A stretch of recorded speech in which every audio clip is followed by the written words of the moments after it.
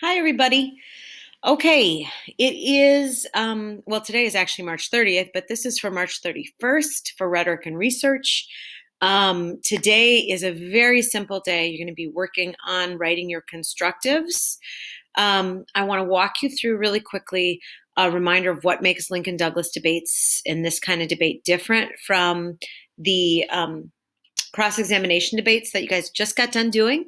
And it's because you're doing two things. First of all, move this out of the way. You are going to be writing basically about policies, but you're arguing on the value of those policies and what should be valued over something else. So that's why these are called value policy debates. So if we take a look at some of the topic examples that I gave you before break, and I know you all have your own choices that you made, we are, for example, for number 5, adequate medical care is a right, not a privilege. We are arguing on the value of human life and dignity over the value of equality, or the value of equality over the value of competition and free market. So, for example, some people might argue that medical care is a right because we want to value human basic life rights, needs, things like that, over people having to earn those rights and needs. A privilege is something that you earn. A right is something that you are given. So in the case of this topic, what you are arguing about is, should we earn medical care, or should we be given medical care as a human right?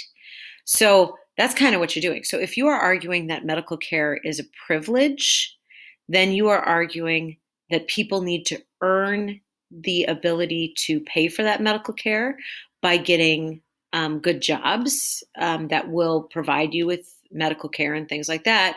Or if you're arguing that medical care is a right, then you're arguing that all human beings, regardless of their place in society, should have the right to medical care. Okay? So the way you think about it is a little bit different. You're not bringing up as much like statistics and things like that. You're more bringing up more philosophical ideas about what is morally valued or what is socially valued more than something else. So if you look at number 10, for example, national security is more important than government honesty. This one is taking a look at, do we value security more and our safety more as a nation, or do we value honesty more? Because you can argue by using a lot of different sources that a government being 100% transparent and honest is actually dangerous for the citizens of that government, if that makes sense. We could, if the government is being honest with us about everything, it could jeopardize our country. So let's take COVID-19 and coronavirus as an example. A lot of people have been criticizing President Trump's handling of the outbreak of coronavirus and not being as serious about it as he should have been from the start. You can argue that President Trump was trying to protect national security by not being as serious about the coronavirus outbreak and not wanting to shut things down right away. What that means is that if he had shut down things right away, then it would have caused some economic problems before infrastructure was put in place to kind of help us. We know now that he's passing a stimulus package, like a $3 trillion stimulus package or something like that, that's going to help the nation, hopefully, overcome whatever economic deficits that were made as a result of having to shut down non-essential businesses. So keeping us from going into safer at home and things like that earlier was, and not being 100% honest about what he knew about the coronavirus outbreak, maybe protected from economic panic and things like that. So That's the idea behind that. That is saying that sometimes governments have to be dishonest in order to protect the citizens. And then you use evidence like coronavirus outbreak to support your side. Okay. I'm hoping that that gives you more of an understanding of what you want to do. Again, you want to look a little bit more philosophical, a little bit more like what is right, what should be valued over one thing over the other. And then you want to find examples that kind of help support what it is that you're trying to prove and use that with evidence that you include. All right.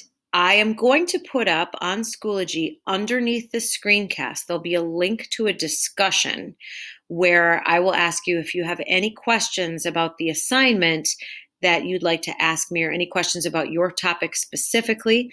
The whole class will be able to view the discussion. So if someone else has a similar question, you can view what another person asked, and then you don't have to ask it.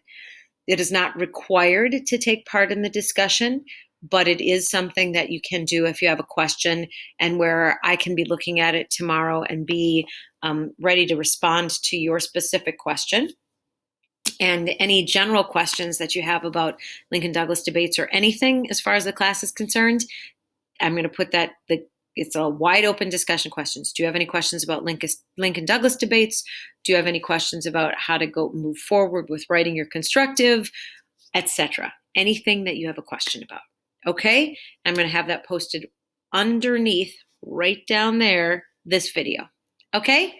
All right, tomorrow we'll come on. I'll do one more screencast just talking you through Lincoln Douglas debates, and also I'll talk you through once again how to submit something via Schoology, because tomorrow by 11:59, that's Wednesday, April 1st, no April Fools, totally serious.